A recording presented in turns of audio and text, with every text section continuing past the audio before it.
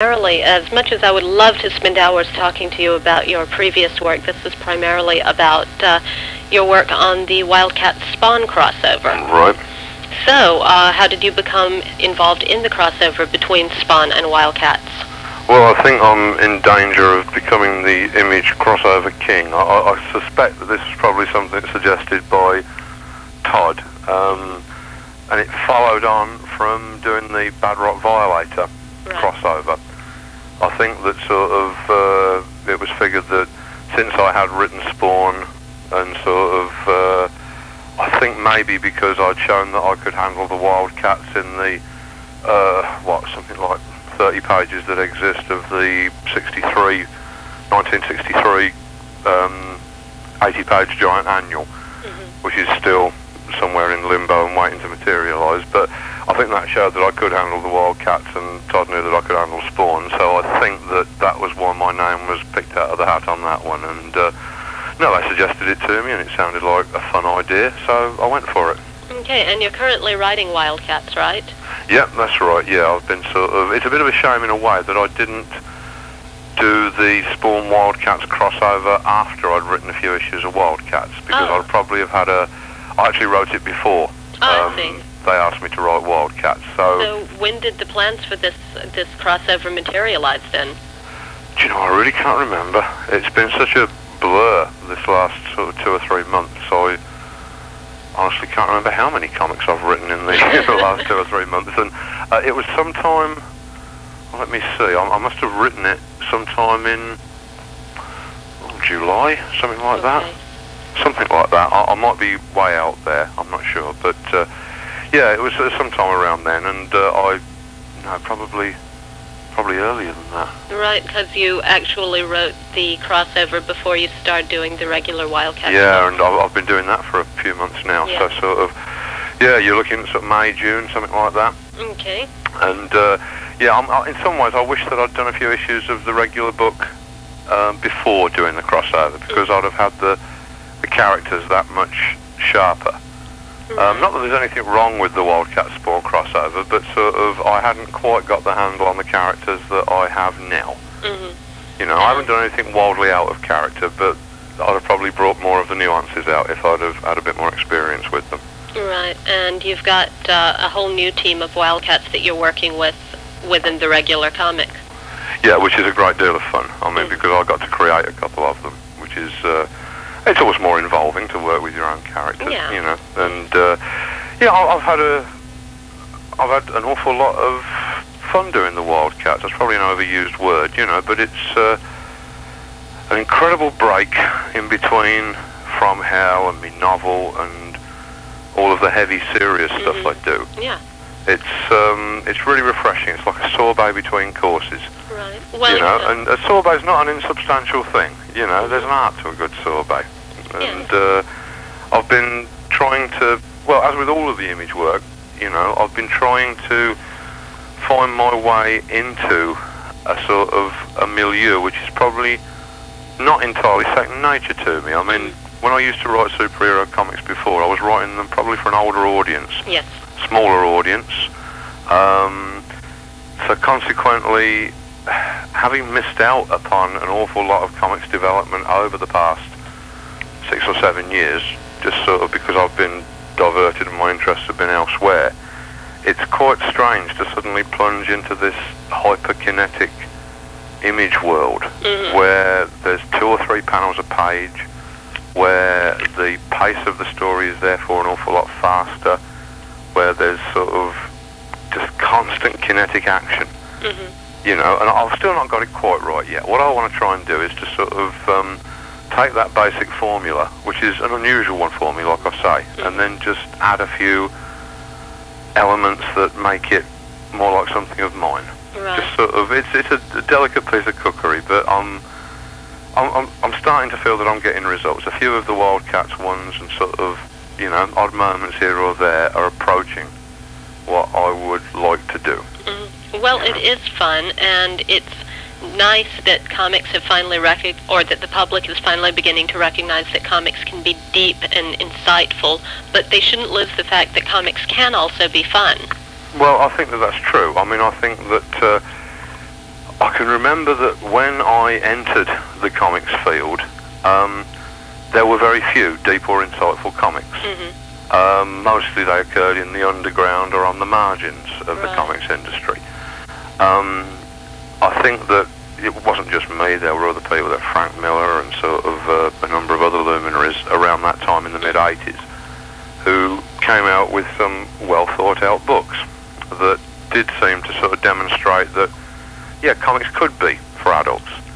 And that's obviously still true, and it's obviously something that I'm still very much interested in doing, you know, as per From Hell and Lost Girls and the other works that I do. But to suggest that comics should only be for adults is a kind of an elitist position that I can't really go along with. If only for the reason that a lot of our finest alternative cartoonists, if you actually look at what influenced them to get involved in comics, it's often something like Jimmy Olsen comics or Superboy or some completely mainstream children's comic that enthralled them when they were a kid for no particular artistic reason, just because they became engrossed in it. And without them kind of comics, you're not going to have, I doubt that you're going to have any Hernandez brothers in the future or any Dan Clowes figures turning up in the future. You need, to a certain degree, you need the mainstream there, and it would just be better if it were a better mainstream.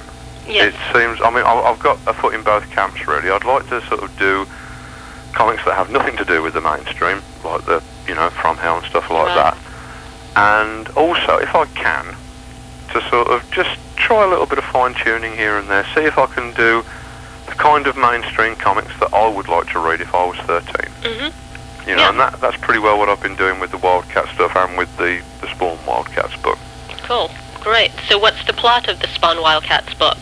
Well, it's not a wildly original one. It's it basically, I've taken a sort of a recurrent comic book theme that has turned up all over the place, and it's the idea of the dystopian future, a dystopian superhero future. You know, I mean, there's sort of various visions of it, you know, in sort of books from various companies. But with this one, it's a sort of a future world where something has happened and Spawn is no longer Spawn.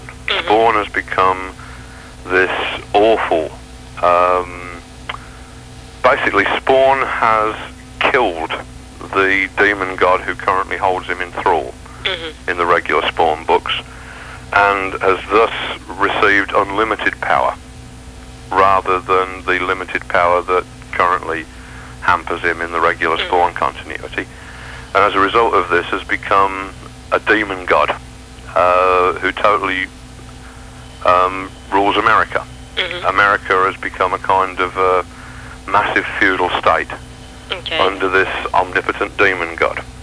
And so this is a future that sort of the present day WildCATs basically have to go into to help out the WildCATs of the future, who are in a pretty sorry state, living in this sort of, well, literal hell on earth that America has become in the future, you know, and this goes on for 3 or 4 issues, you know, and it's sort of, on one level you've got a fairly standard but I think interesting superhero fight, you know, and the thing that was most interesting for me, that I had the most fun with, was playing with possible alternative futures for some of the Image characters. We get to see a few little, there's references to Image characters and to what they're doing in this future, which I think they would have probably have tantalised me if I'd have been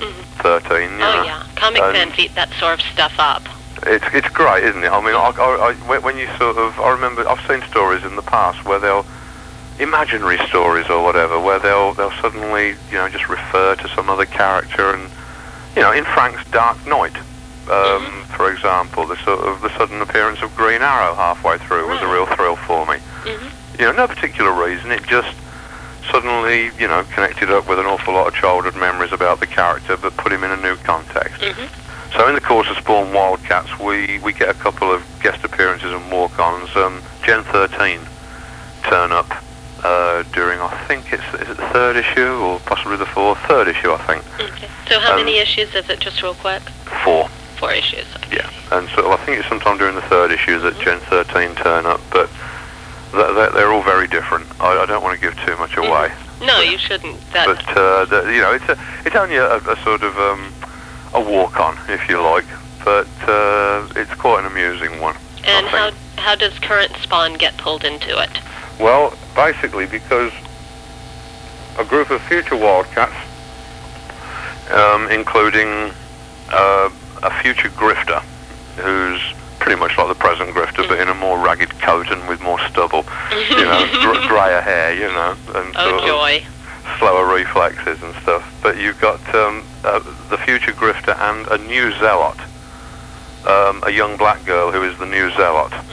They are sent back in time, and they're going to kill Spawn before he can become this demon god, the Ipsissimus.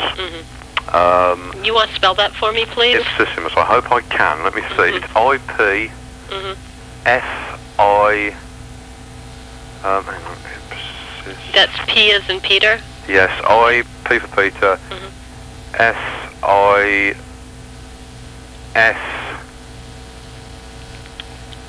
Or is it double S-I-S-I-M-U-S? Ipsissimus, yeah. Ipsissimus. I-P-S-I-S-S-I-M-U-S.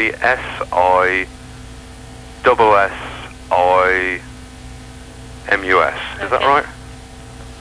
I should write this down, actually, because I'm terrible at sort of... let's get a bit of paper here. Okay. It's basically, it's one of the magical grades. It's a grade in... You know, traditional magic theory, the highest grade of all is Ipsissimus. If you become the Ipsissimus, you're just slightly ahead of God. Okay. And it's I-P-S-I-S-S-I-M-U-S. Right. That first is an I. The I, yeah. Okay, great. Just making sure, because I can see editorial ringing me up and going, what?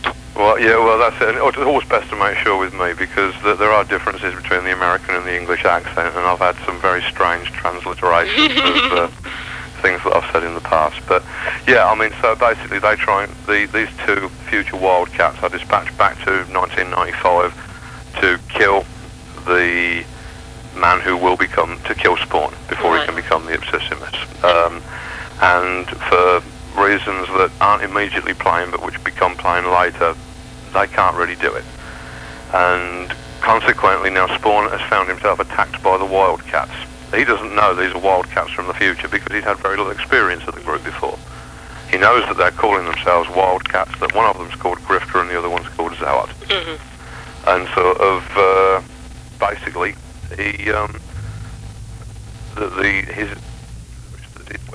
the story more or less opens with him attacking the present-day WildCATs for no apparent reason. Actually, it's it's because he's got the two groups understandably confused. Right. And it sort of progresses from there with both the current WildCATs and Spawn venturing into the future to see what they can do about changing, alleviating the horrors of this future world. And that's pretty well the plot. There's a sort of a journey through this future world, a final confrontation with the Ipsissimus, and a little bit of stuff that sort of ties up some of the time paradox threads and things that run through it, Good. So it's sort of, I hope it's entertaining. I think it will be. It sounds like it'll be a lot of fun, and it will cover all of the classic elements that comic book fans enjoy, but it will do it in your own unique style. Well, thank you very much. Thank you. I mean, that's what I wanted to do. I mean, just to sort of... there's some of my sense of humour in there, sort of, which is, quite dark and nasty a lot of the time, but sort of how it makes me laugh, and there's, I think there's some bits that'll be quite exciting, and the artwork that I've seen on it